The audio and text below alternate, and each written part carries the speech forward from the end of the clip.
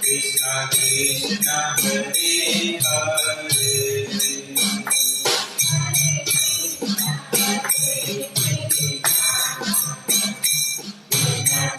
Krishna Hare Hare Ram Hare Ram Ram Ram Hare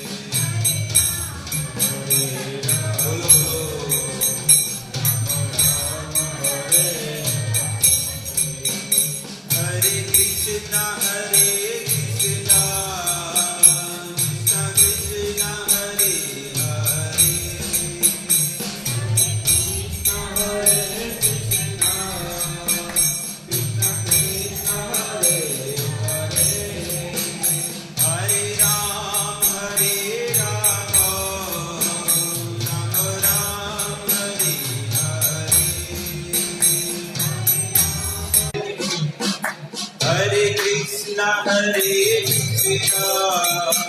Krishna Krishna Hare Hare Krishna Hare Krishna Krishna Hare Hare Hare Ram Hare Ram Ram Ram Hare Hare Hare Ram Hare Ram Hare Krishna Krishna Hare Krishna Krishna Krishna Hare Hare Hare Ram Ram Ram Hare Hare Hare Krishna Krishna Krishna Hare Hare Hare Ram Ram Ram Hare Hare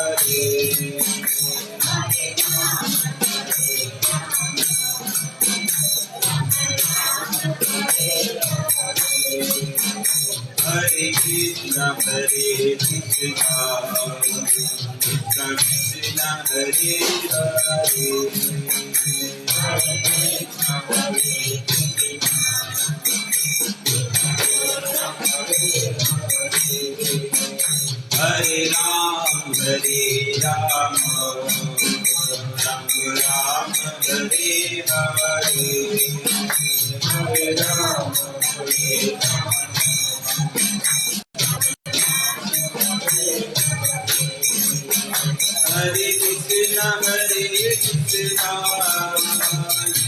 Krishna Krishna Hare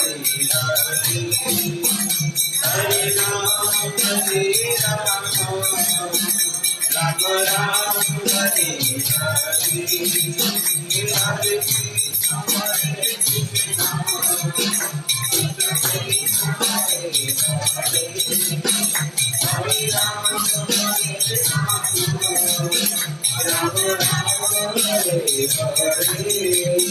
Hare Krishna Krishna Krishna Hare Hare Hare Ram Ram Ram Hare Hare Hare Krishna Krishna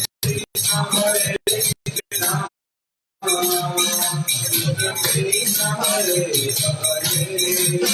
Hare Hare Ram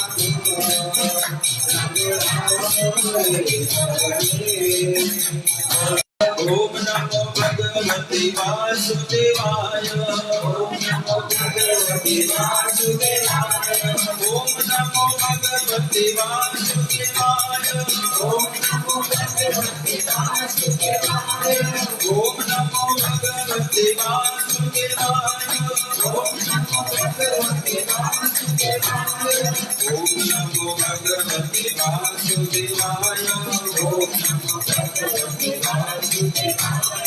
Om Namo Bhagavate Om Namo Bhagavate Vasudevaya Govinda Gopala Hari Manohari Nandilala Govinda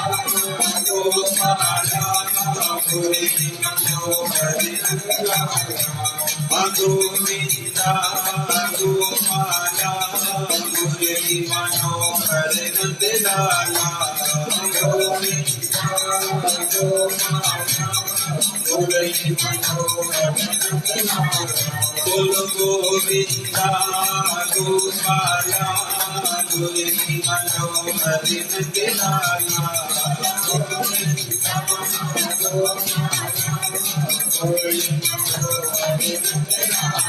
Golo Radhe Radhe Govinda Govinda Radhe Govinda Radhe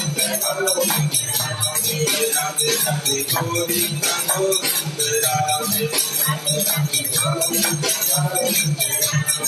Radhe Radhe Govinda Govinda Radhe Golo Radhe Radhe Govinda Govinda Radhe Sita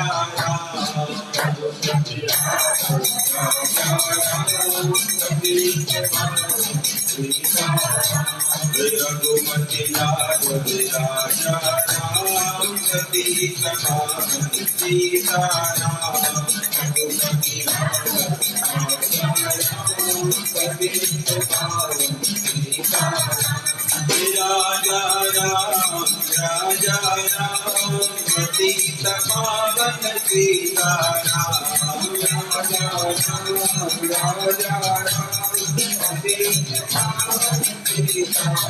Golo Raja Ram Raja Ram Sati पतित पावन सीताराम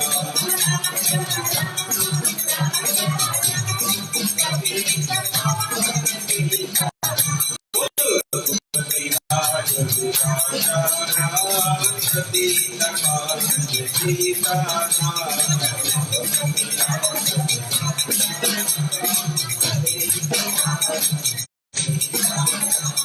श्री राम जय राम जय जय राम श्री राम जय राम जय जय राम श्री राम जय राम जय जय राम श्री राम जय राम जय जय राम श्री राम जय राम जय जय राम श्री राम जय राम जय जय राम श्री राम जय राम जय जय राम श्री राम जय राम जय जय राम श्री राम जय राम जय जय राम श्री राम जय राम जय जय राम श्री राम जय राम जय जय राम जय जय जगन्नाथ जगन्नाथ बलदेव सुभद्रा जय जय जगन्नाथ जगन्नाथ बलदेव सुभद्रा जय राधा माधव राधा माधव राधे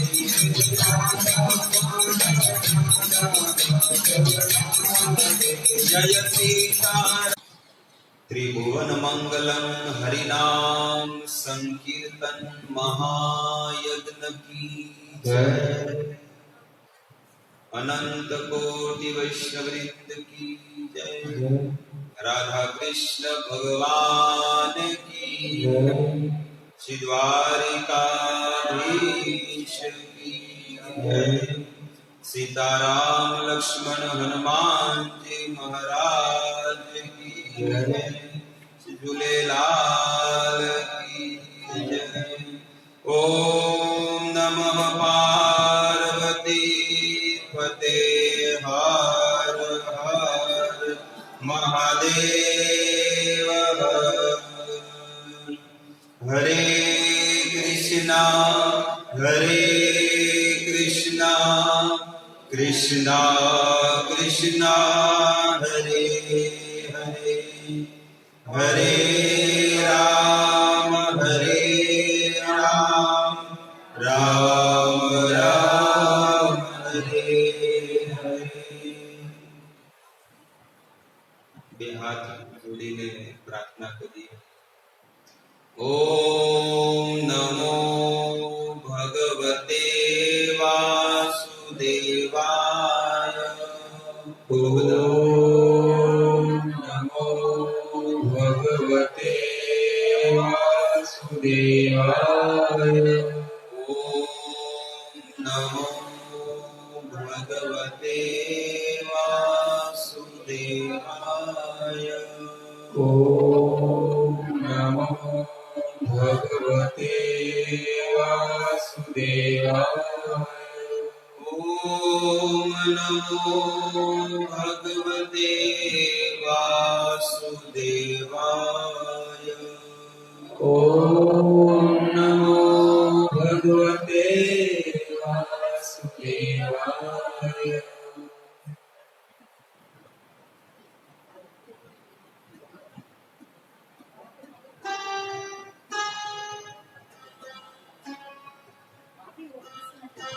श्री कृष्ण गोविंद हरे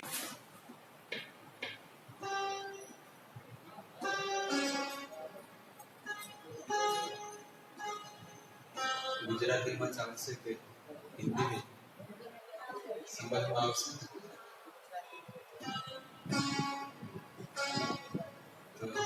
સ્વાગત છે બધાનું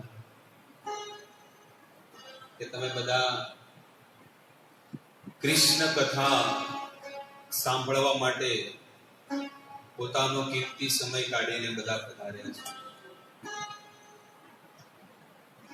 કોઈ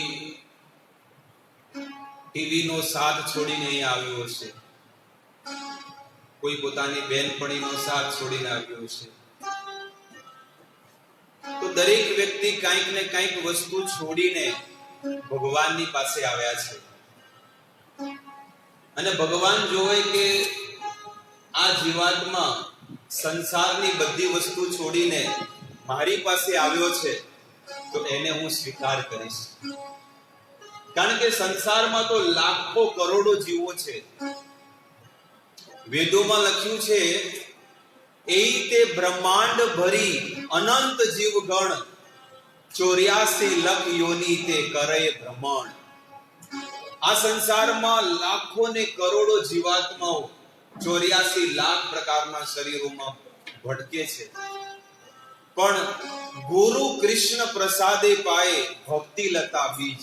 પણ ગુરુની કૃપાથી કોઈ ભાગ્યશાળી જીવાત્માના જીવનમાં ભક્તિ આવે છે, ગુરુના આશીર્વાદ. અને એવા આપણા બધાના ગુરુ ઝૂલેલાલ જે આપણને સાચો માર્ગ બતાવ્યો, ભક્તિ કેવી રીતે કરવી એ આપણને બતાવ્યું. કારણ કે જ્યારે સિંધ પ્રદેશમાં જ્યારે ધર્મની હાનિ થઈ, એટલા માટે ભગવાને કીધું કે તમે ચિંતા ન કરો, એ ધર્મની સ્થાપના કરવા માટે ઈચ્છા કરશે. અને એ જ છે ચેટી ચાંદ ઝૂલેલાલ, જે ચૈત્ર મહિનામાં બહુ ધૂમધામથી મનાવે છે. અને એમને આપણને ભગવાનની ભક્તિ શીખવાડી કે કઈ રીતે સંસારમાં રહેવાનું છે, પણ સંસારમાં રહીને ભગવાનનું ભજન કરવાનું છે. કોઈ પણ વ્યક્તિ ટોયલેટમાં જાય તો ટોયલેટમાં એવો થોડો વિચાર કરે છે કે બધું અહીંયા જ નાસ્તા પાણી બધું અહીંયા જ લાવો, નહીં. એવી રીતે આ સંસાર દુઃખોનો સાગર છે. ભગવાન કહે છે શાસ્ત્રમાં, ગીતામાં, કે આ સંસાર કેવું છે, દુઃખોનો સાગર છે. અને જ્યાં આગળ દુઃખ હોય ત્યાં 2 મિનિટમાં બહાર નીકળી જવું જોઈએ, ત્યાંથી ભગવાનની ભક્તિ કરી. પણ અહીંયા લોકો એ વિચાર કરે કે અહીંયા રહેવાનું સારું છે, સુવિધા સારી છે, ખાવા પીવા મળે છે, પરિવારને સગાવાલા છે. નહીં, બધી જગ્યાએ દુઃખ છે. વિચાર કરો, જ્યારે 1947 જ્યારે દેશ આઝાદ થયો તો બધાને મારી મારીને ભાગ્યા, ઘણા બધું મૂકીને આવી ગયા. એ વસ્તુ આપણે જોઈ હશે અને કોઈએ નહીં જોઈ હોય, પણ જેને એ વસ્તુ જોઈ હશે એને ખબર છે કે કેટલું દુઃખ હતું એ સમયે. કેટલા એ વસ્તુ જોઈ હશે? આંગળી ઊંચી કરો, જેને વસ્તુ જોઈ હોય.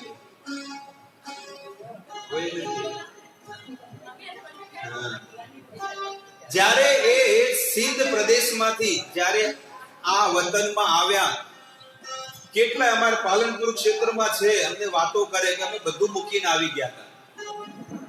ખાલી અમુક સોનું ગાળી નાખ્યું હતું અને એવી જગ્યાએ મૂકીને અમે બધી વસ્તુ લઈને અહીંયા આવ્યા હતા.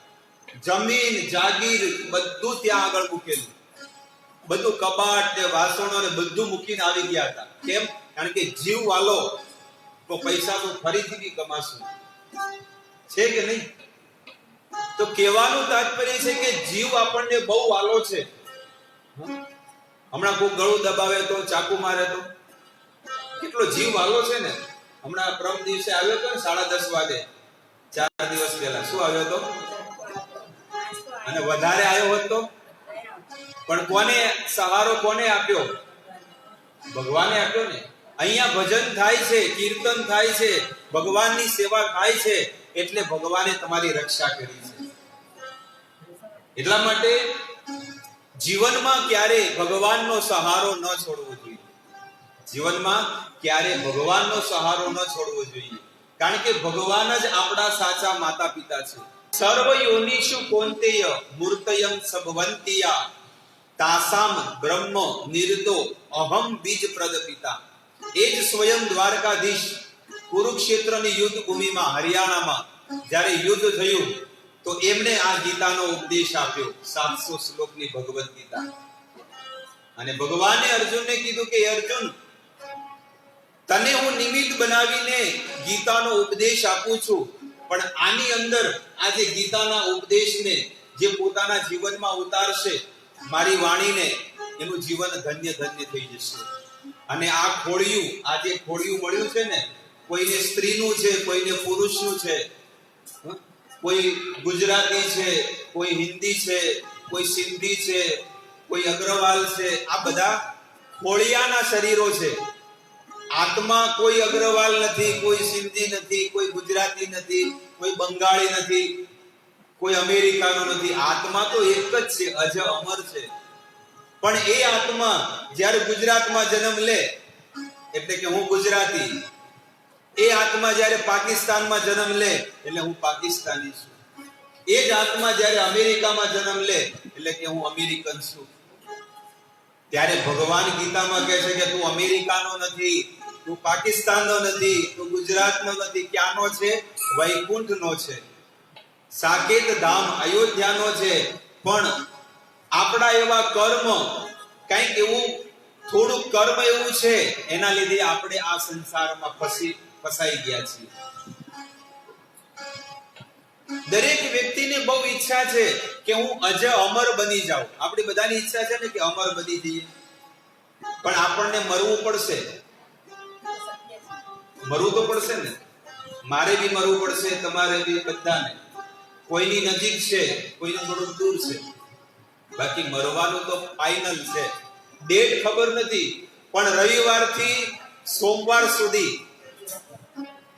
7 દિવસ આવે ને, રવિવાર, સોમવાર, મંગળવાર, બુધવાર, ગુરુવાર, શુક્રવાર ને શનિવાર. આ 7 દિવસમાંથી એક દિવસ આપણો પાકો કે આ બેન શનિવારે આટલા વાગે મરી ગયા. અને આ દેહ ખોડિયું હતું, એ શું થઈ ગયું? શાંત.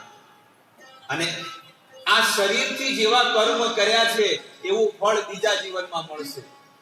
આ શરીરથી કોઈને સુખી કર્યા છે, કોઈને ખવડાયું છે, ગાયની સેવા કરી છે, સાધુની સેવા કરી છે, ભગવાનની આરતી, ભગવાનની સેવા કરી છે, તો એ વ્યક્તિને આવું શરીર મળ્યું છે અને એને પાપ કર્યા છે. ક્યારે કોઈને સુખી નથી કર્યા, બધાને દુખી કર્યા છે, બીજાને નિંદા કરે, પોદણી કરે ને, બીજાની નિંદા કરે.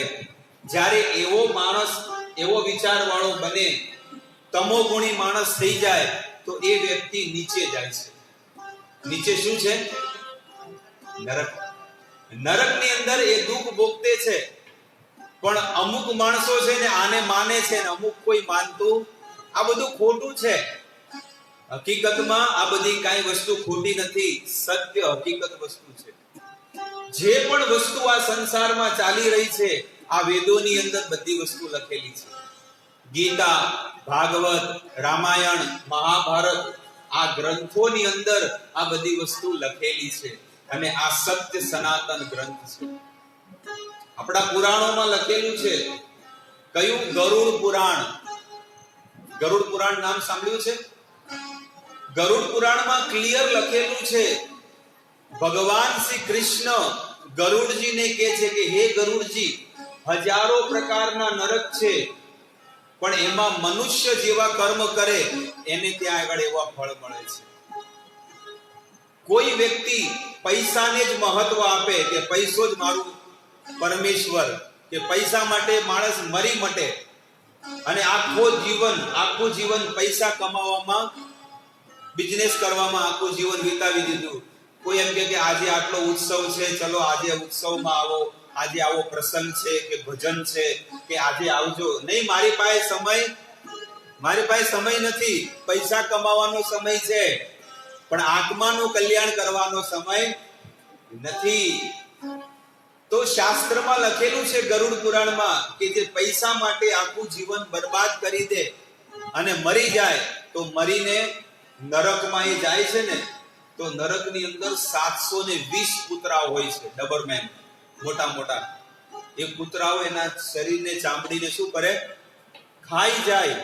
1 મહિનાથી ભૂખ્યા હોય અને એક પશુ એવું મળી જાય, માણસ, તો શું કરે? ખાઈ જાય. હાડકાઈ ન છોડે. તો આવી રીતે એને એવા રૂમની અંદર નાખી દેવામાં આવે છે.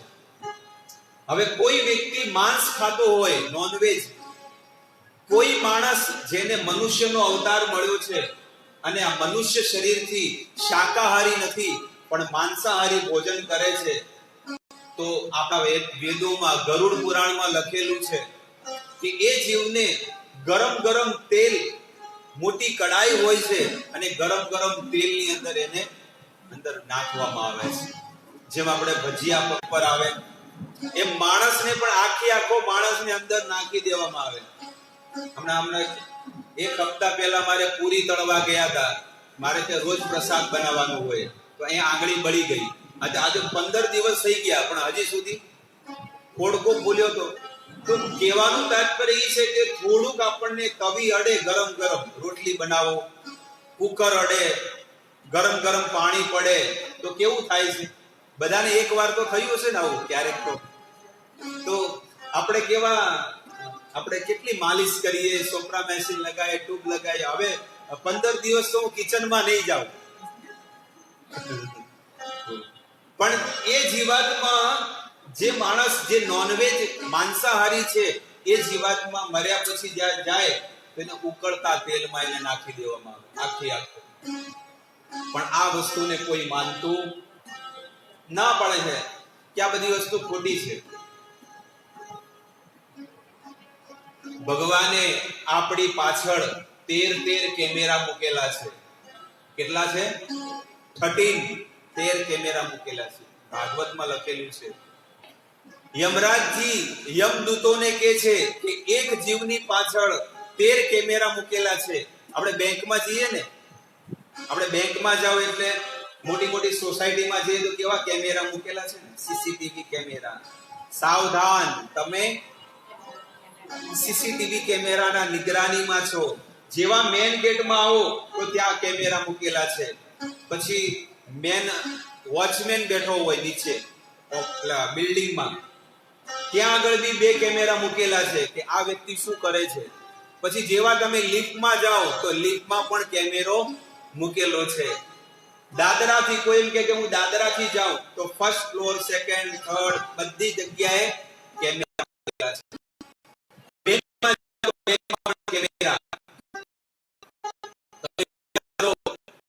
આ સંસારના સાધારણ હાડ માંસથી બનાવેલા માણસો જો આવી સુવિધા કરતા હોય તો ભગવાને સુવિધા નહીં કરી હોય? બે મિનિટ માટે માણસ વિચાર ન કરે કે જે માણસો લોકો જો આવું સુવિધા કરી નાખી છે તો માણસોને તો ભગવાને બનાવ્યા છે, તો ભગવાને સુવિધા નહીં કરી હોય? ભગવાને સુવિધા કરી છે. આપણને અહીંયા મોકલ્યા છે વિસનગરમાં, ગુજરાતમાં. આપણને ભલે અહીંયા મોકલ્યા છે પણ આપણી પાછળ 13 કેમેરા મોકલેલા છે. કયા? સૌથી પહેલા સૂર્ય દેવતા છે. સૂર્ય. કોઈ કેવું રાતના પાપ કરીશ તો કે ચંદ્ર. દિવસ અને રાત 8 દિશાઓ છે, પૂર્વ, પશ્ચિમ, ઉત્તર, દક્ષિણ. અને બીજી ધરતી માતા, આ પૃથ્વી માતા છે ને, કઈ જગ્યા છે કે જે આપણે પગ ન મૂક્યો હોય? આપણા પગ ક્યાં છે અત્યારે? ધરતીને સ્પર્શ જ કરેલા છે.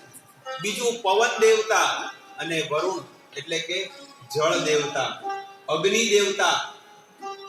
સૂર્ય, અગ્નિ, ખમ, મરુદ, ગવહ, કમ, કુહ, કાલ ઇતિ દેહસ્ય સાક્ષિણ. આ દેહના સાક્ષી કેટલા છે? 13 જણા. મેં તમને કીધું ને અત્યારે આપણી ઇન્દ્રિયો છે, સ્વયં આપણા હૃદયમાં રહેલા ભગવાન પરમાત્મા અને સ્વયં યમરાજ જે પોતાના ઘરે નરક લોકમાં બેઠા બધું હેન્ડલિંગ કરી રહ્યા છે.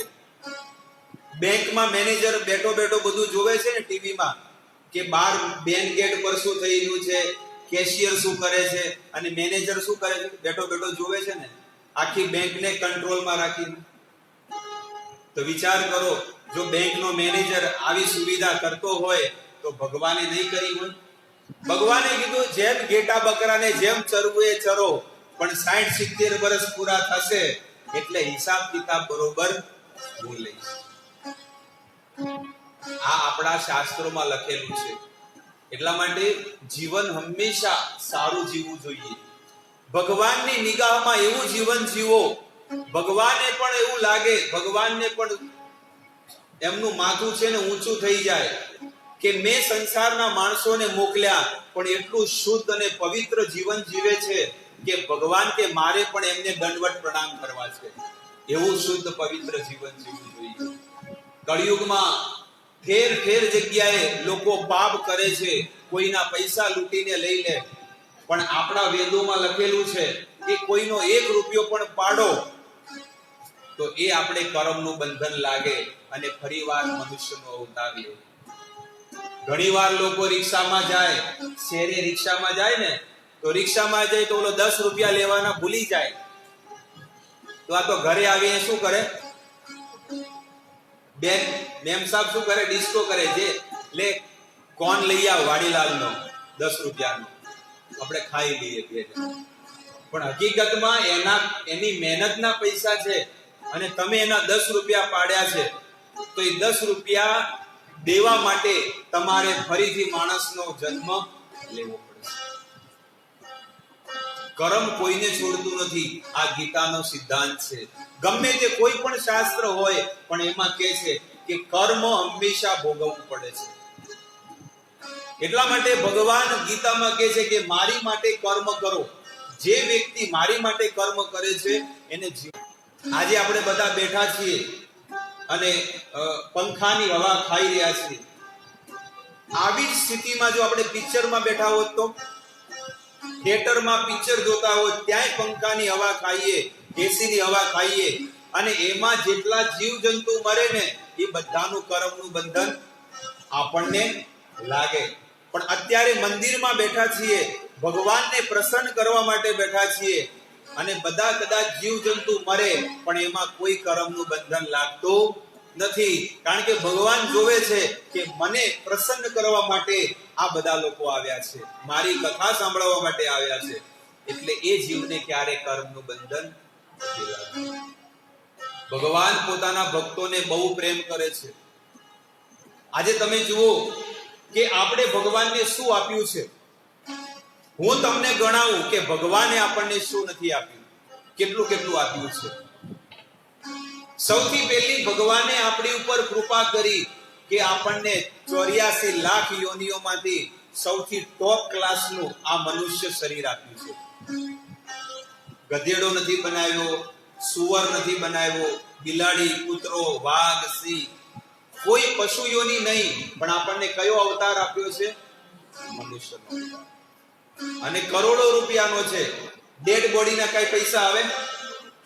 ડેડ બોડીના કઈ પૈસા આવે છે? 250 રૂપિયા નો આવે. અને અત્યારે આ શરીરના અહીંયા બે બાજુ કિડની છે ને, બે બાજુ કિડની છે. એક કિડની કાઢીને તમે વેચી નાખો ને અમેરિકામાં, તો તમારા 2.5 કરોડ રૂપિયા આવે. કેટલા આવે? 2.5 કરોડ રૂપિયા આવે. અને એક કિડની પર તો જીવતા રહે કે નહીં? એક કિડની પર જીવી શકે છે ને? તો ભગવાને આપણને 2 કિડની આપી, કેટલા કરોડ થયા કે નહીં? હું તમને ગણાવું છું, ગણી એ તમે ગણો. આમાં કેટલાય બહેનોના નકલી દાંત હશે, કેપ બેસાડી લેશે છે કે નહીં? કેપ કેટલી બેસાડી? એક કેપના 10,000 રૂપિયા લે છે, 10,000. અને એ પાછી નકલી. 3 વર્ષે ફરીથી ચેન્જ કરાવવાનું. ક્યારેક શિરડી ખાવા જાવ તો બહાર આવી જાય પીસ. અને કેવા લાગે ઈ જયારે કટિંગ કરેલો દાંત હોય, કેવો લાગે? અને ભગવાને ઓરિજિનલ દાંત આપ્યા. એક દાંતના 10,000 રૂપિયા થાય તો 32 દાંતના કેટલા થાય? 3,20,000 ના દાંત મફતમાં આપી દીધા. કઈ તમે પૈસા આપ્યા છે ભગવાનને, દ્વારકાધીશને? બોલો. તો ભગવાને આપણને મફતમાં એટલા દાંત, અને આ તો છે ને 2 વર્ષે ચેન્જ કરવા પડે, અને અહીંયા ભગવાને જે આપ્યા છે ને લાઈફ ટાઈમ માટે આપી દીધા છે. આ શું કહેવાય? માઇન્ડ. અને આ ન હોય તો ગમે જેટલા હાઈટ, બોડી, સુંદર બધું હોય, કે દીકરી બહુ સારી છે, દેખાવડી છે, હાઈટ બોડી છે અને સુંદર છે, ધોળી છે, વાળ લાંબા છે, પણ આ નથી, કોઈ લગ્ન કરે? ખાલી સ્ક્રૂ ઢીલો છે, ખાલી ના બાપ તમારે રાખો, તમારી દીકરી નથી જોતી. કોણ સંભાળે આખું જીવન? એટલે ભગવાન છે ને રોજ સવારે આવીને આપણો સ્ક્રૂ શું કરે છે? ટાઈટ કરે. ઢીલો થઈ જાય તો એ આટા ફેરા મારે. મહેસાણા ચોકડી છે કે નહીં? એવા પીસ જોયા છે કે નથી જોયા? તો એ જોવું જોઈએ કે પેલું કે ને શુક્ર એ ભગવાન કા કે ભગવાન ને મુझे ऐसा नहीं बनाया। હા, એટલે મારે રોજ અહીં આવવું છે અને ઝૂલેલાલજી ને રાધા કૃષ્ણને રોજ પ્રાર્થના કરવી છે કે મને બસ આવી તમારી ભક્તિ આપતા રહેજો અને હું તમારો આવો સત્સંગ સાંભળતા રહું। મારે જીવનમાં બીજી કોઈ વસ્તુ કાંઈ નથી જોઈતી। અબ કશું નાથ ન ચાહીએ મોરે, દીન દયાલ અનુગ્રહ તોરે।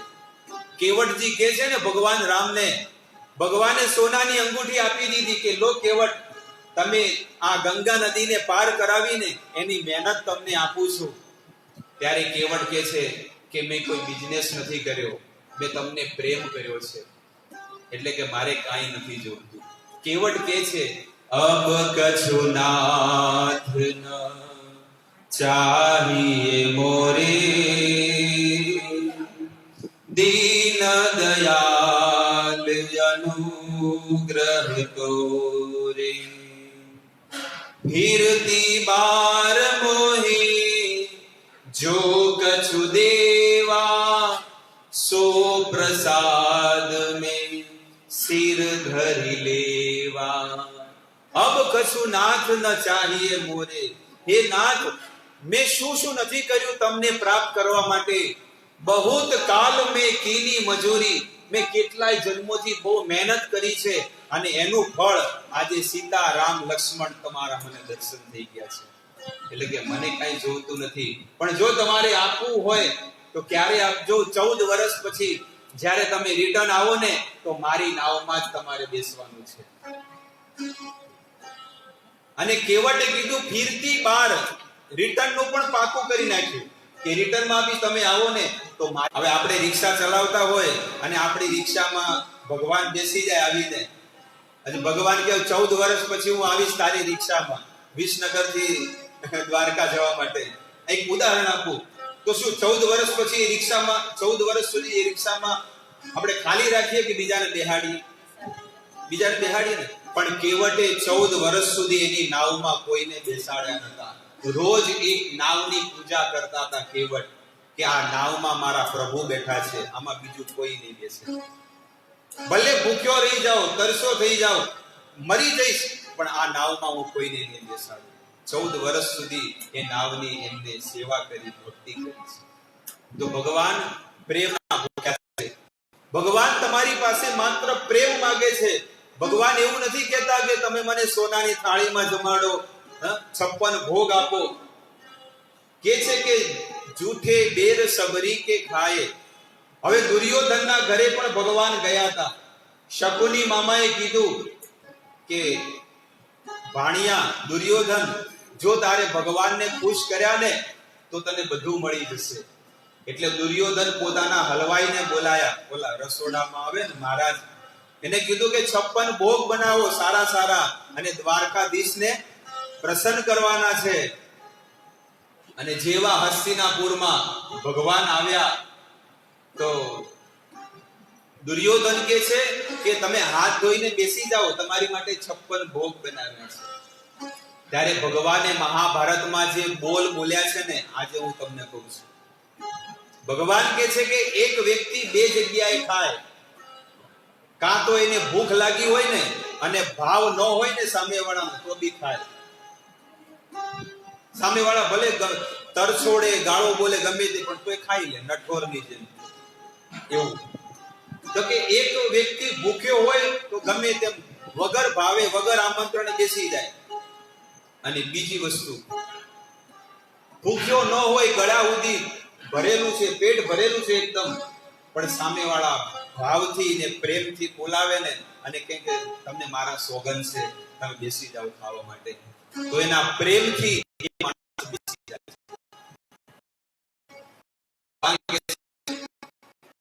પહેલી વસ્તુ, મારા કોઈ ભૂખ નથી, ઓમ પૂર્ણમિદં પૂર્ણાત પૂર્ણમુદચ્યતે। શું કહે છે ભગવાન? કહે છે હું પૂર્ણ છું, મને ક્યાંય કોઈને કોઈ ભૂખ લાગતી નથી। અને બીજું, તારામાં ભાવનો કોઈ છાંટો, પ્રેમનો કોઈ છાંટો નથી। તું તો સ્વાર્થી છે, ઈસ હાથ દે અને ઉસ હાથ લે, તું તો લેવા વાળો માણસ છે, તારા ઘરે મારે ખપે। દુર્યોધન કા મેવા ત્યાગો साग विदुर घर खायो सबसे ऊंची प्रेम सगाई सबसे ऊंची प्रेम सगाई.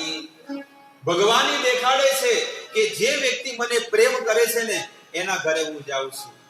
વિદુર રાણીના ઘરે ગયા, વિદુરજીની પત્ની છે ને, વિદુરજીના ઘરે ગયા.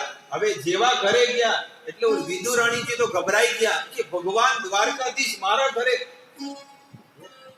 હવે નરેન્દ્ર મોદી અહીંયા આવી જાય તો અચાનક તમારા ઘરે બેલ મારે તો એક ઉદાહરણ આપું. અરે બાપરે તમે તો પહેલા તો શું કરે, પહેલા બધી બહેનપણીઓને બોલાવે, મારા ઘરે મોદીજી આવ્યા, મોદીજી આવ્યા. ઈ શું કરે? હવે ઈ કન્ફ્યુઝ થઈ જાય કે મારે હવે શું આપવું એમને. જ્યુસ આપવું, પાણી આપવું, બદામ આપવી, કાજુ આપવા, ડ્રાયફ્રૂટ આપવું, શું આપવું? એવી રીતે વિદુરાણી પણ છે ને રસોડામાં ગયા અને કેળા પડ્યા હતા. સૂકા કેળા આવે ને, પેલા કાચા કેળા, એ કેળા છોલી નાખ્યા. પેલી છાલ છોલી અને સમારેલા કેળા છે ને અંદરના ભાગ એક બાજુ કટોરામાં હતા અને પેલા જે છાલ છે ને એ વઘારમાં નાખી દીધા. એનું મન ક્યાં હતું? ભગવાનમાં હતું બહાર. અને એ છાલ જે છોલે જે કચરામાં ગાયને ખવડાવવાનું હતું એ કોને ખવડાવે છે? ઠાકોરજીને. હવે આ વઘાર કરી અને શાક ખાલી શાક જ આપી, રોટલી ન આપી. સૂકો શાક વિદુર ઘર ખાયો. અને હવે ભગવાન જોવે છે કે જો મને કેળાના છાલ ખવડાવે છે પણ કેટલા ભાવથી, કઈ ઈર્ષાથી નથી ખવડાવતી, પણ એને ખબર જ નથી કે શું મારા પ્રેમમાં પાગલ છે અને ભગવાને ખાય છે. તમારા ઘરે તમારા સમધીજી આવે વેવાય અને તમે આવા છાલ ખવડાવો તો रिश्ता कैंसल. अभी इस घर में हमारी लड़की नहीं देंगे, છે કે નહીં? કેન્સલ થઈ જાય કે આ જો ને આ કેવું કરે છે. પણ નહીં, ભગવાનના આંખમાં આંસુ આવી ગયા કે મારા ભક્તો મને કેટલો પ્રેમ કરે છે. આ એક એક લીલા એટલા માટે હું તમને કહું છું કે જ્યારે આપણા જીવનમાં પણ આવો સમય આવી જશે કે ભગવાનના પ્રેમમાં આપણે પાગલ થઈ જશું ને તો ભગવાન કહેશે હવે આ જગતમાં તમારે નથી રહેવાનું. આ જગત દુઃખાલય જગત છે. આ જગત કેવું છે? દુઃખોનો સાગર છે. પલ પલ ડગલે ને પગલે તમને દુઃખ જ મળશે. જેને તમે સુખી કરવા જાઓ છો ને એ જ વ્યક્તિ તમને ઠોકર મારશે. એટલા માટે ભગવાન કહે છે તમે મને પ્રેમ કરો, તમે મારી ભક્તિ કરો, તમે મારું નામ લો. જ્યારે તમે પણ એવો શુદ્ધ પ્રેમ કરશો ને તો ભગવાન કહે છે હું એને ફૂલે પૂજું છું. પોરબંદરમાં સુદામા રહેતા હતા અને સુદામા બહુ જ ભક્તિ કરતા, બહુ પ્રેમ કરતા. બ્રાહ્મણ પરિવારમાં જન્મ લીધો અને નાનપણથી ક્યારે કોઈ દિવસ કામ ધંધો નહોતો કર્યો. અને એની પત્ની જ્યારે વિવાહ થયા તો એની પત્નીનું નામ શું હતું? સાચી વાત, સુશીલા. સુશીલાનો અર્થ છે સુંદર શીલા. જેનું સુંદર આચરણ હોય એ જ સુશીલા. પણ હવેની બધી કુટીલા. હવે કળિયુગમાં કેવી થઈ ગઈ છે?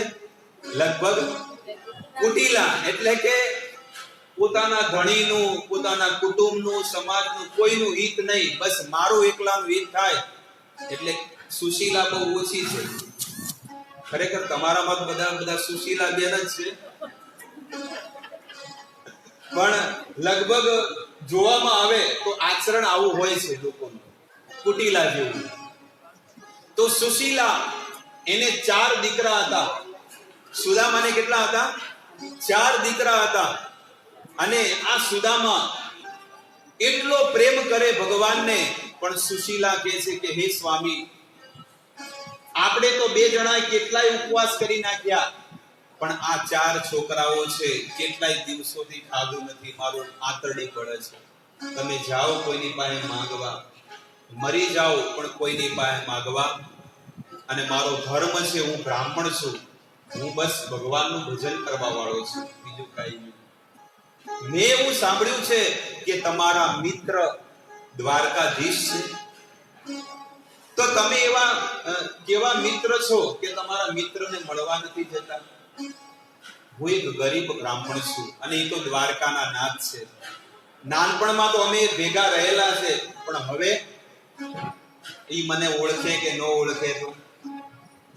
ત્યારે સુશીલા કે છે કાંઈ વાંધો નહીં, તમે એવા કેવા ભક્ત છો કે ભગવાનને મળવા નથી જતા? ભગવાનને મળવા તો જવું જોઈએ ને. ત્યારે સુદામા કે છે કે હું જઉં, પણ મારી પાસે ભગવાનની માટે દેવા માટે કાંઈ નથી. શું કરું, શું લઈને જાઉં?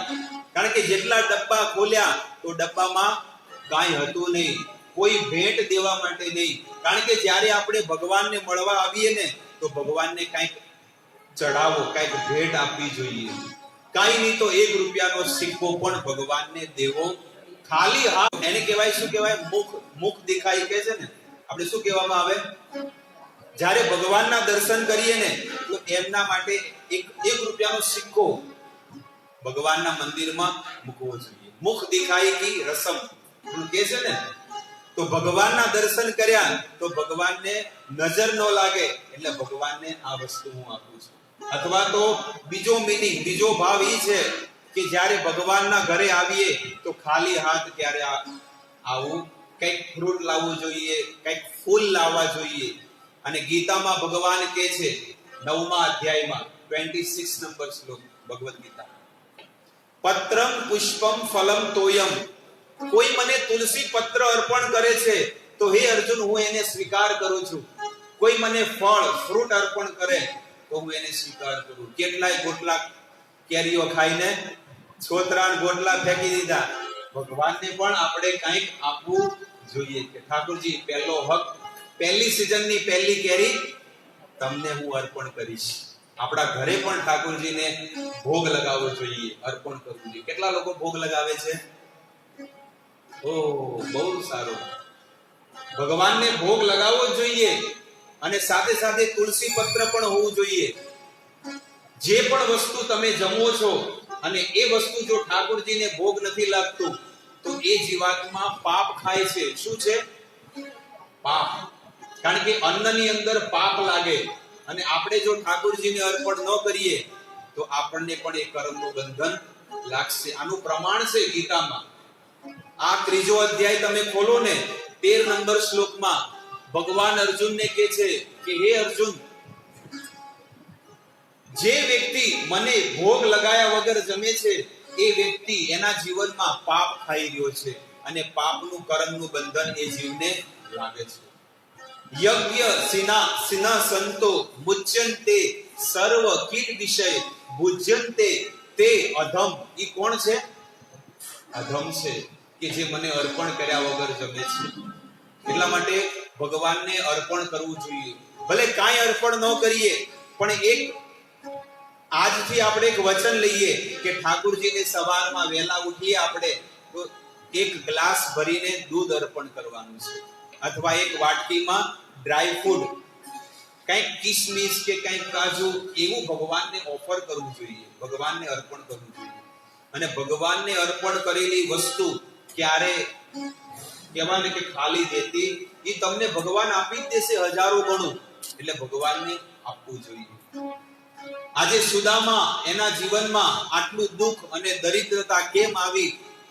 ભગવાન કહે છે કે જ્યારે હું ઉજ્જૈનમાં ગયો હતો સાંદીપની મુનિ આશ્રમમાં, ત્યારે મેં અને સુદામા કંઈક શ્લોક પાકા નહોતા કર્યા એટલે અમને જંગલમાં લાકડા વીણવા માટે જવું પડ્યું હતું.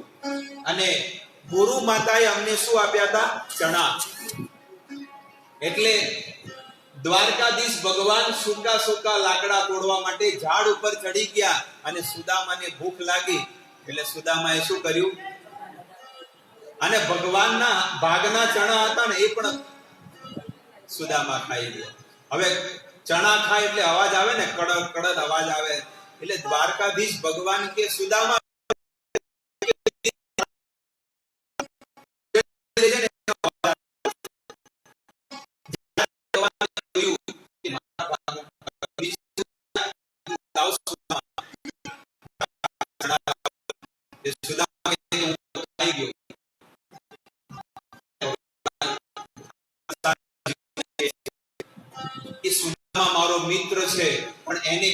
મનાવીને હું સંસારના બધા જીવોને કહું છું કે એને મારા ભાગના ચણા ખાઈ ગયો, એને આખું જીવન દરિદ્રતા ભોગવવી પડશે. આવું ભગવાને એને નિમિત્ત બનાવ્યું. કેમ? કારણ કે સંસારના જીવોને બોધ આપવો પડે ને કે જો આવું વ્યક્તિ આવું કરશે તો એને આવું જીવન ભોગવવું પડશે. ભલે આ જીવનમાં આપણને સુખીથી છીએ, પણ આવનારા જીવનમાં આપણને બહુ દરિદ્રતા ભોગવવી પડશે. કોઈ ઈચ્છે છે કે હું દરિદ્ર બનું, દુખી બનું? નહીં. તો જે વસ્તુ આપણે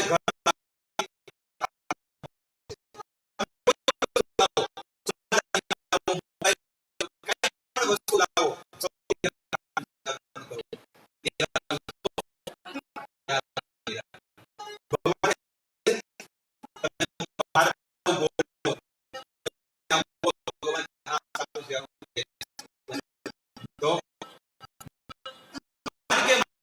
કોઈ જરૂર નથી, મારે તો ધનના ઢગલા છે બહુ જ, પણ તમે મને અર્પણ કરો છો ને એ હું સ્વીકાર કરું છું. હવે સુદામા કહે છે કે ભગવાનની પાસે જાવું છે, પણ મારી પાસે સુશીલા કે ઉભારો ઉભારો ઉભારો, હું બાજુમાંથી જઈને એક થોડાક ચોખા લાવું છું અને શેકી નાખું, અને ફ્રાય શેકીને અને પછી તમને આપીશ. એટલા મીઠા અને મસ્ત લાગશે કુરકુરે ચોખા.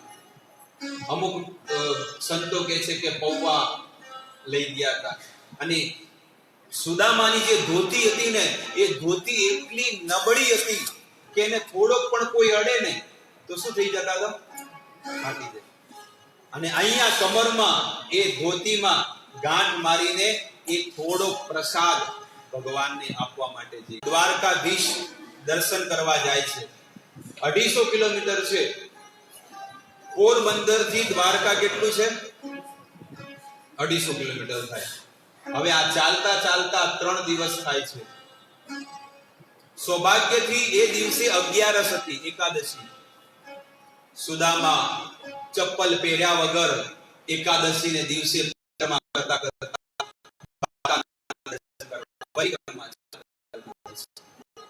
આજે જીવાત્માની કેટલી સુવિધા મળી છે, એરોપ્લેનમાં જઈ શકે છે, પણ તોય જાતા જીના યહા. કેટલા લોકો ગયા દ્વારકાધીશ ભગવાનના દર્શન કરવા? ઓહો, સરસ, સારું કહેવાય. વૃંદાવન બરસાના રાધા રાની કી, બરસાને વાલી કી જય. એ રાધા રાણીના દર્શન કરવા જવું જોઈએ. બરસાના, ગોકુલ, નંદગાંવ આપણા પરમ પિતા છે અને એમના દર્શન કરવા જવું જોઈએ. કે જ્યારે પણ દિવાળી હોય ને, इस बार तो हमको वृंदावन जाना है. एक हट ले लेवानी. कुन्नू मलाली नहीं जाना है, शिमला नहीं जाना है, लेकिन कहां जाना है? અને કદાચ કોઈ એમ કે ને આપણા પતિ પરમેશ્वर જે પણ હોય એમ કે नहीं कोई भौतिक स्थल में देखने जाएंगे तो मसूरी चलो. तो मसूरी के बहाने हरिद्वार भी हो जाएगा और गंगा नदी में डुबकी भी लग जाएगी. कनखल का भी दर्शन हो जाएगा, मनसा देवी भी हो जाएगा. तो मसूरी ना बहाने શું થઈ જશે? કેટલા દર્શન થઈ જશે. એટલા માટે ભગવાને જો ધન આપ્યું છે, ગાડી આપી છે, તો એનો ઉપયોગ ભગવાનના ધામમાં જઈને દર્શન કરવા જોઈએ. વર્ષમાં 2 વાર જવું જોઈએ ભગવાનના ધામમાં દર્શન કરવા માટે. તો ભગવાનના દર્શન કરવા માટે સુદામા, સમય છે ને, ભગવાનના દર્શન કરવા માટે સુદામા દ્વારકાના ગેટ ઉપર પહોંચ્યા છે. અને દ્વારકાના એ પહેરેદારોને કહે છે કે અરે દ્વાર પાલો કનૈયા સે કહે દો કે દર પે સુદામા ગરીબ આ ગયા હે. સુંદર મજાનું ભજન છે અને એની અંદર સુદામાનો મનનો ભાવ છે કે કેટલો પ્રેમ કરે છે. કે સુદામા કહે છે કે ઈ મારો મિત્ર છે, ત્યારે ના, ઈ કે દ્વારકાધીશ તો મારા મિત્ર છે, ત્યારે દ્વારપાલ કહે છે કે તમારા મિત્ર, તમારા શરીરના કોઈ ઠેકાણા નથી તો ધોતીના ઠેકાણા. કહા રાજા ભોજ ઓર કહા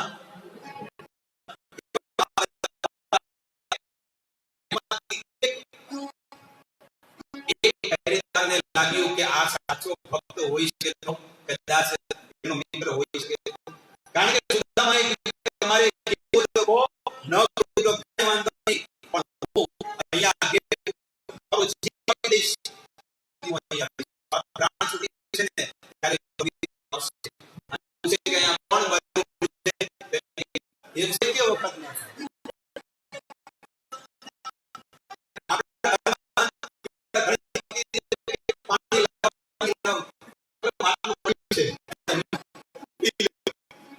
મારે તો ઢીચણ દુખે છે, કમર દુખે છે, ટીવી જોવાનું છે, કિટી પાર્ટીમાં જવાનું છે, મોલમાં જવાનું છે, મારી પાસે સમય.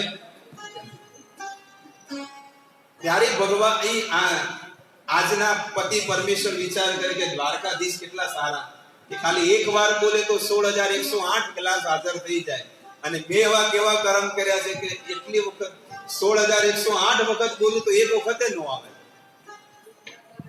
તો ભગવાન એ સોનાના સિંહાસન ઉપર સુતેલા છે, અને એક પહેરેદાર આવીને કહે છે કે તમારા કોઈ નાનપણના મિત્ર છે જે ઉજ્જૈનમાં તમારી સાથે સાંદીપની મુનિના આશ્રમમાં ભણેલા. ભગવાન કહે છે એ કોણ મિત્ર, શું નામ છે એમનું? આપનો નામ બતાવત સુદામા. બસ આટલું કીધું, સુદામા, સુદામા, અને શું શબ્દ સાંભળ્યો અને દામા કરતા કરતા તો ગેટ પર પહોંચી ગયા, અને ભગવાન દ્વારકાધીશ દોડતા દોડતા જાય છે, અને રસ્તામાં એમનું પીતાંબર પણ પડી જાય છે, અને આમ કરતા કરતા એ સુદામા અને કૃષ્ણ બંનેનું મિલન થાય, અને ભગવાનના આંખમાંથી આંસુ પડે છે, ભગવાન રોવે છે.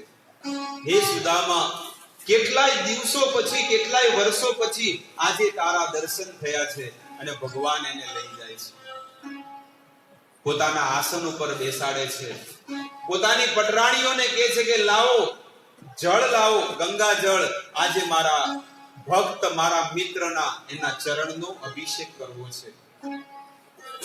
પછી ભગવાન પોતાના આંસુઓથી જ એ સુદામાના ચરણ ધોઈ નાખે છે, અને આવી રીતે સુદામા એમના જે જૂના વસ્ત્ર હતા એને કાઢીને કહે છે કે નવા વસ્ત્ર પહેરી લો. અને જ્યારે એમને જોયું, સુદામાએ જોયું કે આટલો બધો દ્વારકાનો વૈભવ, એ દ્વારકાનો વૈભવ જોયો એટલે સુદામાને થોડી શરમ આવી કે આવા હું ચોખા સુકે 3 દિવસના વાસી કેવી રીતે આપું, એટલે એને છુપાવતા હતા કે નહીં મારી ભાભીએ કાંઈક તો આપ્યું હશે. ને જોયું ખોલીને તો મુઠ્ઠી ભર જે છેવડો હતો ને ભગવાન ખાય છે. ભગવાન ખાતા હતા, એની પત્નીએ કીધું કે રૂકો રૂકો સ્વામી, કારણ કે પત્ની વિચાર કરે છે કે તમે જો આ બધું ખાઈ જશો તો આ બધું બ્રહ્માંડ કેટલું બધું સૃષ્ટિ છે ને એ બધું તમે એને આપી દેશો, કારણ કે એના ઋણી બની જાય. કોઈ ભગવાનને આપે છે તો ભગવાન કહે છે હું એનો ઋણી બની જાઉં છું. એક જ મુઠ્ઠી ખાધી અને ત્યાં પોરબંદરમાં શું થઈ ગયું હતું? સોનાની દ્વારકા નગરી બની ગઈ. એક જ મુઠ્ઠી ખાધી અને ભગવાન તૃપ્ત થઈ ગયા, ત્યાં સોનાની દ્વારકા. કોઈ સુદામાને કોઈ દુકાન ચાલતી હતી કે સુદામાને કોઈ મોટા શોપિંગ મોલ ને બધી વસ્તુઓ હતી? કાંઈ વસ્તુ નથી. સુદામાને કાંઈ નતું, કોઈ ફેક્ટરી નથી ચાલતી, કોઈ ટેન્શન નહીં, કોઈ જીએસટી નહીં, કાંઈ વસ્તુ નહીં, ઓનલી એકમાત્ર કૃષ્ણ ભજન, બસ, બીજું કાંઈ નહીં. અરે એ તો દ્વાપર યુગના હતા. કદાચ કોઈ એમ કે કળિયુગમાં કોઈ છે? જુનાગઢમાં નરસિંહ મહેતા થઈ ગયા. કોઈ એને કઈ દુકાનો ચાલતી હતી, ફેક્ટરી ચાલતી હતી, કાંઈ નહોતું. બસ ભગવાન ઉપર આશ્રિત હતા અને ભગવાનની ભક્તિ કરતા હતા, અને ભગવાનની ભક્તિ કરતા કરતા એમને ભગવાનના દર્શન થઈ ગયા. અને ભગવાને કીધું હે નરસિંહ, હું તમને મારું પીતાંબર આપું છું અને મારી ખંજરી આપું છું, અને આનાથી તમે આખા બ્રહ્માંડની અંદર ભક્તિનો પ્રચાર કરશો. એવા નરસિંહ મહેતા થઈ ગયા જુનાગઢમાં. જો નરસિંહ મહેતા જેવા ભક્ત ન થયા હોત તો શું આપણે ભક્તિ કરતા હોત? આજે એવી શુદ્ધ ભક્તિ કરી જુનાગઢમાં નરસિંહ મહેતાએ કે આજે એમને જોઈને બધા લોકો કે નરસિંહજીને ક્યાં કઈ ફેક્ટરીઓ ચાલતી હતી. એટલા માટે જીવનમાં બધા કર્મ કરો, પૈસા કમાવો, પરિવાર મારો, સમાજ મારો, પણ સાથે સાથે ભગવાનને જીવનમાં ક્યારે ન ભૂલવા જોઈએ. કૃષ્ણ આપણા પ્રાણ છે. કૃષ્ણ માતા, કૃષ્ણ પિતા, કૃષ્ણ પ્રાણ ધન. બોલો કૃષ્ણ, ભજો કૃષ્ણ, લવ કૃષ્ણ નામ. કૃષ્ણ માતા, કૃષ્ણ પિતા, કૃષ્ણ ધન પ્રાણ. બસ આવું જીવન આપણું થઈ જશે ને તો એનાથી પ્રિય ભગવાન કે મને બીજો કોઈ નથી. એટલા માટે ભગવાનની ભક્તિ કરવી જોઈએ. સુદામાને 56 ભોગ આપે, એમના વસ્ત્ર પહેરાવ્યા, અને 3 દિવસ જ્યારે પૂરા થયા ને એટલે સુદામા કે મારે હવે જાવું છે. સુદામા કે મારે હવે જાવું છે. ભગવાન કે કાઈ વાંધો નહીં, જાવ તો કાઈ વાંધો નહીં, કપડા કાઢી નાખજો અને જૂના કપડા પહેરી લેજો. આવું કેમ કર્યું? ભગવાને આવું કેમ કર્યું? શા માટે કર્યું? આપણા સંતો કહે છે કે સુદામાના જેવી શુદ્ધ ભક્તિ કોઈની નથી. અને કદાચ મારા ભગતની અંદર ક્યારેક આવો ભાવ આવી જાય તો એને જે વૈરાગ્ય વાળું જે જીવન જીવે છે ને એ મને બહુ પ્રિય છે.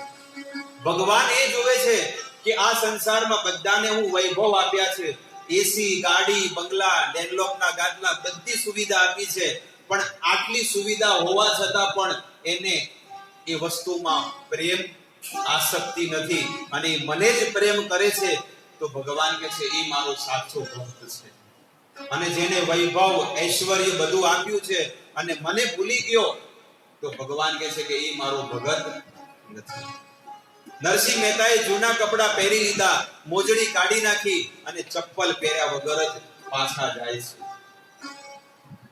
પોરબંદર પહોંચી ગયા, પણ અહીંયા ઉદ્ધવ અને સાત્યકી કહે છે કે હે દ્વારકાધીશ, તમે કેવા ભગત છો, તમે કેવા મિત્ર છો કે તમારો મિત્ર 250 કિલોમીટર ચાલતા આવ્યા, પગમાં કાંટા લાગ્યા અને હવે તમે એને રથ પર ન મોકલ્યા. તમારે કેટલાય સોનાના રથ છે, એક રથ મોકલ્યો હોત તો તમારું શું ગહાઈ જવાનું હતું. બસ આટલું કીધું ને ત્યારે ભગવાન કહે છે કે હું ધારું ને તો સોનાના રથ ઉપર મોકલી શકતો તો હે ઉદ્ધવ, પણ મારો ભક્ત, મારો સંત, મારો મિત્ર એટલો શુદ્ધ છે કે એના પગના જે ચરણ છે ને મારી દ્વારકા નગરીમાં જ્યાં જ્યાં પડે ને એ મારી દ્વારકા નગરીને પવિત્ર કરી નાખે. એટલા માટે મેં સુદામાને રથમાં ન મોકલ્યો. જ્યાં જ્યાં મારા ભક્ત જ્યાં ચરણ મૂકે છે ને એ વસુંધરા, આ ધરતી નાચે છે.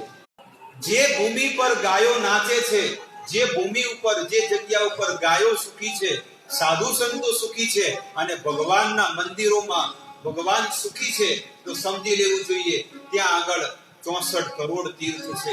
ત્યાં દુનિયામાં બધા ઐશ્વર્ય, ભોગ, સુખ બધું ત્યાં આગળ છે.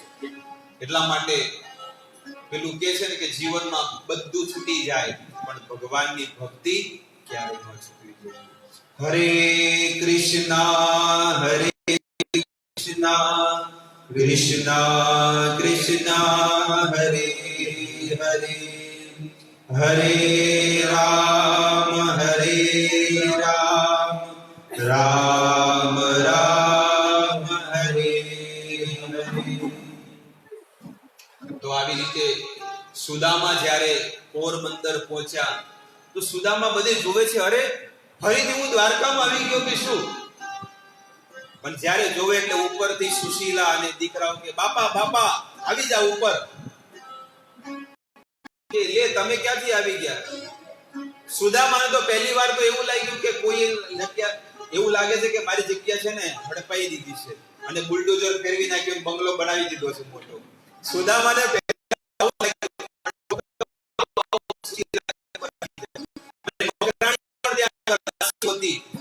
હજારો દાસીઓ એમની સેવામાં, પણ સુદામા તો ફરીથી એમનું જે ઝૂંપડું હતું ને ત્યાં ઝૂંપડામાં રહેવા માંડ્યા.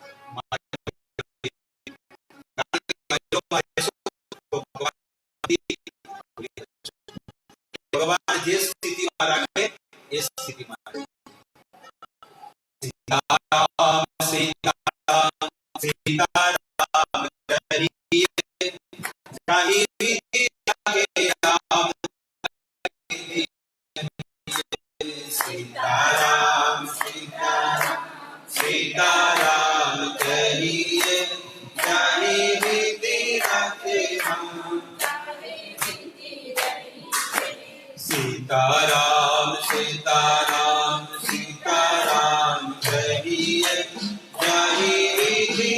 રાખે રામ તારી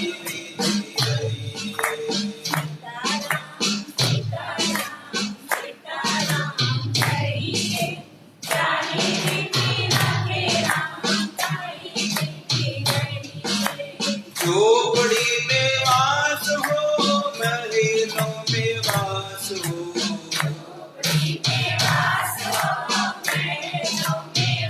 કોઈ પણ જગ્યાએ ચાહે ઝૂંપડામાં પણ ભગવાન આપણને મોકલી દે અથવા તો મહેલોમાં પણ રાખે પણ 24 કલાક એક જ વસ્તુ કહેવાનું છે.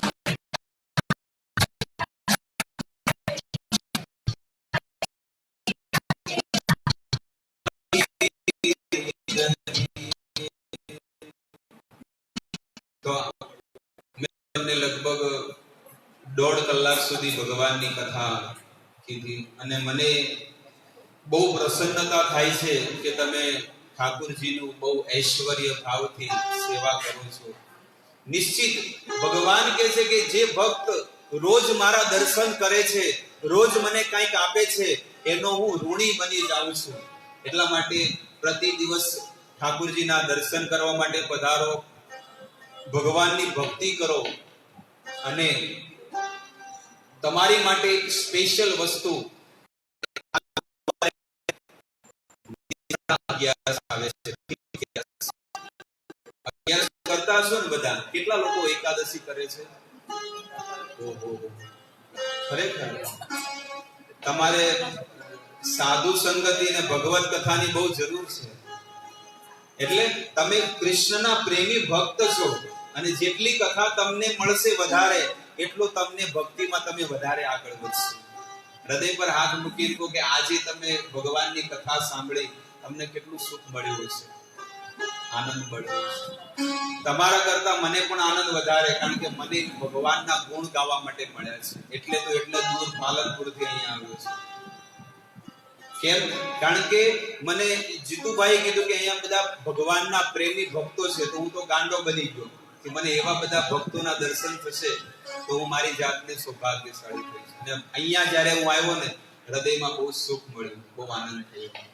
આવી રીતે તમે બધા પ્રેમ કરતા રહેજો. પણ આ જે 11 જે આવે છે ને, એને કહેવામાં આવે છે નિર્જળા 11.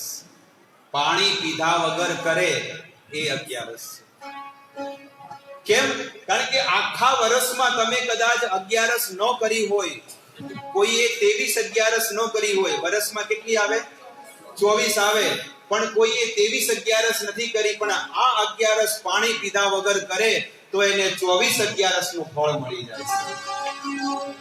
એટલા માટે જેણે 11 ન કરી હોય તો આ 11 નિર્જળા અને પાણી પીધા વગર કરે તો એને બધી 11 નું ફળ મળે.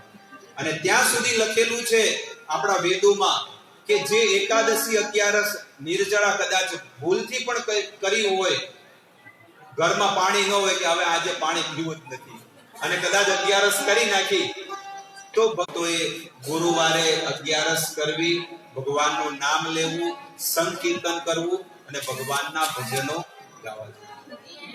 ઠીક છે? કોઈનો કોઈ પ્રશ્ન? Any question? કોઈનો કોઈ પ્રશ્ન છે? પૂછી શકો છો. કોઈ પ્રશ્ન?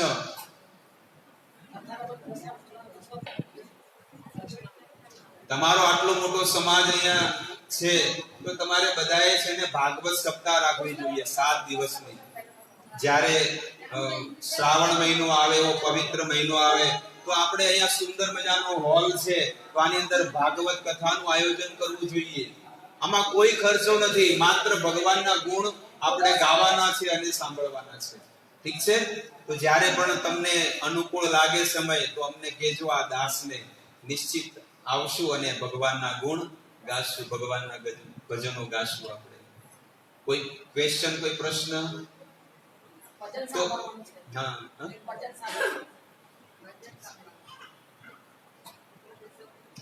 તો દરેકને રોજનો નિયમ શું રાખવાનો? શેડ્યુલ. સવારમાં 5 વાગે ઉઠવું જોઈએ. કેટલા વાગે?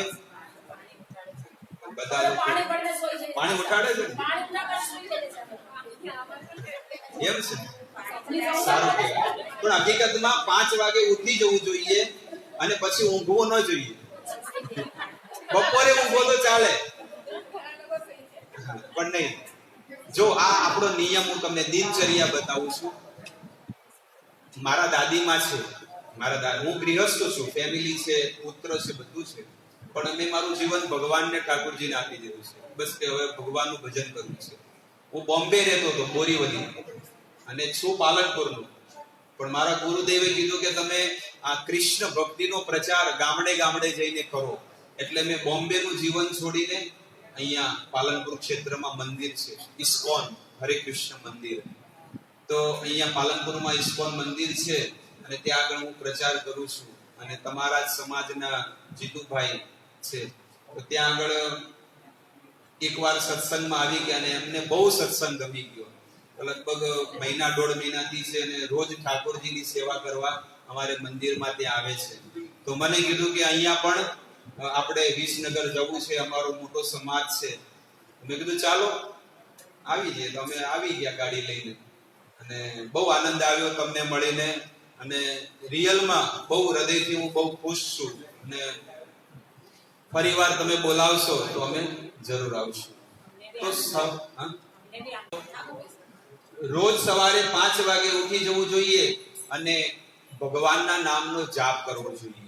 એક માળા કરવી જોઈએ. આપણે અહીંયા બધા મળીને એક માળાનો જાપ કરશું. હું માળા લાવ્યો છું, અને એ માળા જાપ કરીને પાછી તમારે રિટર્ન આપી દેવાની છે. અને કદાચ કોઈની ઈચ્છા હોય કે નહીં પ્રભુજી હું માળા કરીશ, તો એ ઘરે લઈ જઈ શકે છે. એની કોઈ ફી કે કોઈ ચાર્જ નથી. આપણે બધાએ એક માળાનો જાપ ભગવાન કૃષ્ણનો કરવાનો છે. એમાં 10 મિનિટ થશે. ઓકે? તો સવારમાં વહેલા ઉઠીને સ્નાન કરીને એક માળાનો જાપ બધાએ કરવો જોઈએ. હરે કૃષ્ણ કૃષ્ણ કૃષ્ણ હરે હરે, હરે રામ રામ રામ હરે. તો બધાએ માળાનો જાપ બધાએ કરવો જોઈએ.